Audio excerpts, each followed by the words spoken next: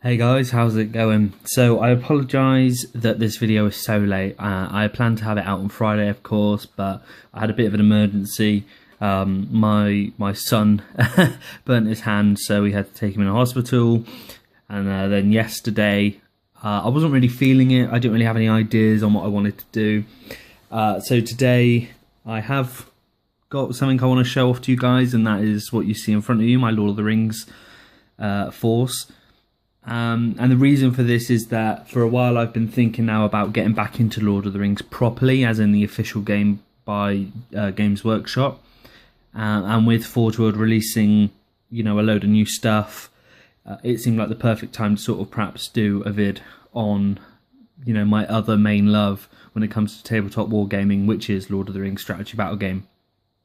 So last night I played my first game using the official rules in a long time. We're talking years. So it was kind of basically me playing it as a newbie, really. And my mate who I played against, he'd likewise not played the official rules in absolute years. So we just played a small 300-point game. Nothing too fancy in there, just one hero apiece. And, some warriors. He was playing Isengard, I was playing Rohan, and I played a force a little something like this. There weren't the horses, but they're just here because I want to show them off. And we really enjoyed it. I did lose, but I didn't feel cheated. I felt like I had every chance to fight back. I did take out a fair number of Uruks, and I even scored a wound on his hero, which was Lotr, and even managed to score a wound on a troll using nothing but Rohan warriors, which was pretty impressive considering, I had to roll sixes if I wanted to even try and hurt it. We both got to use might, we both got to use fate. We kind of used we kind of dabbled with almost all the mechanics of the game, and we both really enjoyed it. So this video was kind of be the first probably of many Lord of the Rings videos that I'm going to be doing. Still going to be doing 40k and Horus Heresy and stuff like that, but Lord of the Rings was my first love when it comes to tabletop gaming, and it always has had a place in my heart, and so it feels like I should do something relevant to it now. So what have I got here? Well, this is only a small selection of the stuff I've got. I have got a large collection of elves and Rohan, and I usually play them together. However, looking at the actual official rules, of course, the points are primarily for small skirmish type games, which I actually really enjoy. And so I'm not going to be playing as many figures as I have. I could get the War of the Ring expansion, but I think at the moment we're focusing more on these sort of small skirmish scale games.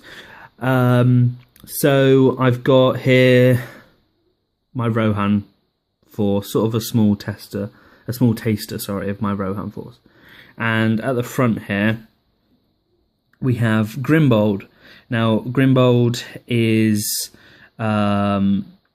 he's a hero of Rohan, of course. He is in Lord of the Rings, in the films, that is. He is, very briefly, he's mentioned when Theoden is about to charge the ranks of Mordor outside of Minas Tirith. He makes a mention to Grimbold leading the right side down of the cavalry charge, and that's kind of it. But Grimbold in the books has a much larger part to play. He's responsible for helping hold off an attack from Isengard for quite a number of days, and he is made a what's it called? Is he made an earl, or maybe something like he's sort of made one of the king's main men after it as a reward, because he really does help hold the line. And I really like this model. This is actually the model that made me want to collect Rohan, because I love it. I really love the model. And as you can see, I've painted him sort of in quite bright colours. He's kind of, he's mentioned that he's like a very sort of He's very strong for a man. He's very, he's quite a mighty man. And I think, I kind of always imagine him this quite brash, sort of very loud personality. So I thought, go for some nice orange pantaloons, nice ginger beard, red cloak, get the blues in there. But of course, keep them muted with a bit of a wash. And with this two-handed axe, he does look like a bit of a boss. And I must say, the one thing I really love about this model is I got this flock, which is fantastic. And it really looks really nice, the grass on it. So yeah, that is Grimbold. So he was what sort of got me started on Rohan. Next, as you can see, is a combination of warriors and Royal Guard here at the back. So I'll just have a look at one of the Royal Guard. So there is one of my Royal Guard. Will it focus? Yeah, there we go. So again, really nice models. These are metal, some are plastic. And again, Royal Guard were another one of the reasons why I wanted to get Rohan, because I just really like the Rohan Royal Guard. The whole aesthetic of Rohan is sort of this kind of Anglo-Saxon this look. But if they'd had cavalry, or if they'd been a more cavalry orientated force. Is that going to focus? Come on, please focus. No, I don't think it's gonna. It's not gonna play. It's not gonna play ball, is it? Maybe here. Maybe here. Oh. No. It's not gonna, is it? There we go. Yeah, so you can sort of see him there. And of course, these guys are really nice to paint because you've got a combination of armor and the cloak and the helmet.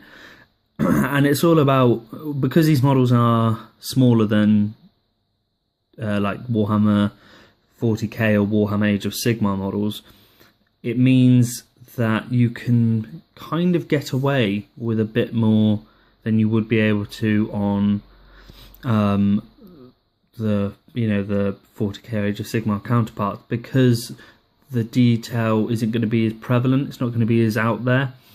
And I do like that. I do like the fact that, and also they're quicker to paint. They feel quicker to paint, which is always nice. So who else have we got? Well, I'm going to show off this guy because this guy's a conversion piece that I did, because I didn't have any sort of leader characters on horses. So this guy is a Knight of Gondor. However, he's had his head cut off and replaced with that of a Rohan warrior, and then the spear likewise has been replaced with a Rohan spear, and then the horse, I've then redone the base up as if he's charging through some barricades, and there's like a broken shield there and a axe on the floor.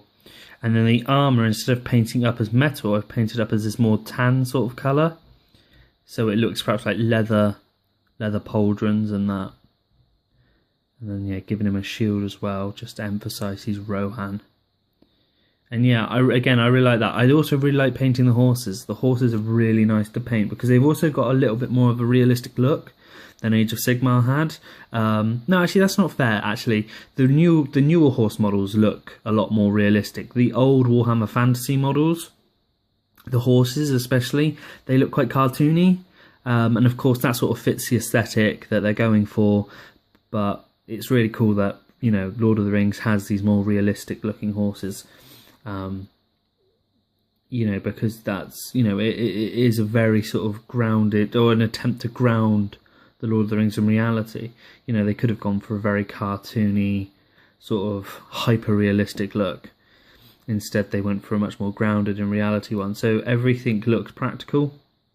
It's the idea for Lord of the Rings that Peter Jackson had was that this is actually meant to be prehistory. Sorry, Tolkien wanted was that this is actually a lost prehistory, and that this is what, was happening in the ancient civilizations and was just lost to time. So that's why everyone looks very sort of, relatable. and that's why the Rohan especially, of course, look like Saxons, if that makes sense. Yeah, so just went off completely on a tangent there. So next I'm going to show off the Wanderers in the Wild, or the Three Wanderers, or I can't remember what they're called precisely, but this was a pack that Games Workshop brought out, including Gimli, Legolas and Aragorn, and this is meant to be them when they're hunting the Uruks across Rohan in the Two Towers. And I adore these models. These models are by far my favourite. They just look so cool. You know, you've got Aragorn here who's in proper ranger mode, hood up, firing off his bow. And these are fine cast, and I must say the quality is exceptional. A lot of people have issues with fine cast. I've had nothing but good times so far. So there's Aragorn. I mean, yeah, I think with these characters, I think you have to go that extra bit further, because with the size, with the scale being slightly smaller than what you'd expect normally from Games Workshop, these being 25mm and the Age of Sigmar Warhammer 40k being 28mm, you really do need to try and get as much detail as you can out there. Otherwise, the size of it will just get lost. And I must commend the sculptors. Let's have a look. Are you going to focus? Legolas's face, especially, is incredibly detailed. I've really not done a lot to this. This is all just the sculpt. And there he is. The arrow is the only bit that I had any problems with. It's a bit wonky and it's a bit too thick. But at the end of the day, I can't really hold too much against it. And then there, of course, is the quiver with all of his arrows and his 2 daggers. And there you go. And yeah, the hood up as well. And that's Legolas. And then, bizarrely, my favourite model that's been the way I've painted him is Gimli. And of course, as you can see, I've given Gimli a nice ginger beard because I think dwarves probably are ginger. And I think I like having all my characters with different hair colours, trying to really sort of accentuate the differences between them all and just give a bit more sort of individualism to each one of my models. So when it comes to Gimli, of course, in the films, his hair and his beard are sort of a brownish red colour, but for this I've just gone full on ginger because I really, really like painting ginger hair on my characters. And Gimli as well, I just think Gimli would be a ginger. There we go. And again, the models are the sculpt is beautiful. All of his armor, all of his, the axe on his back, the throwing axes in his hands, all of it, all of his armor, his beard especially. I'll try and catch it here in his hair, in his ponytail. He's got these knots, it's been braided. And they are all, I think you can just make out where I've painted them, but they are all individually sculpted and they are just, these are exceptional. And it makes me really excited to try and get hold of some Forge World stuff. Because I want to do the dwarves, the Forge World dwarves, the Iron Hill dwarves with Dane and the Goat Cavalry and all of them, because they just look amazing. So there you have it, guys. That is the first video for the Lord of the Rings that I will be doing. There will be more videos. I'm going to try and perhaps get, excuse me. I'll try and get a video perhaps with a couple of guys I know who play Lord of the Rings and see if they can show off their collections as well, because they have some. I know there's a guy I know who kind of got me into Lord of the Rings again, and his collection is huge and it is fantastic. He is Rohan, Gondor, Mordor. Just fantastic, phenomenal stuff. The paintwork is beautiful. So I'll try and catch an interview with him. If you're watching, you know who you are. And I will see if if you're happy with that, I will do it. But I'm not going to drop any names just yet because I don't want to you know, don't want to make anyone feel like they have to appear on my vids. Anyway, sorry, rambling, going off on a tangent again. There you have it, guys. Thank you very much for watching. Always appreciate it. Apologies again, this has been so late. Tomorrow there will be a video out as per usual, and I will make sure to have something else lovely planned for you. It may be me showing off some terrain. I think I've said this for a while. If not, I don't know. We'll find something to do. Anyway, guys, as always, if you wanna, if you wanna leave some comments about anything, go for it. Drop them down there in the comment section. Any questions, any suggestions, always welcome. Thank you very much for all the support. Please make sure that you are, doing whatever it is that you're doing, doing it and you're loving it. Like you're making models, painting them up, putting them together, whatever it is. Make sure you're having fun, enjoy yourself, and I will catch you next time on the Scrumpy Kiwi. Bye bye, guys.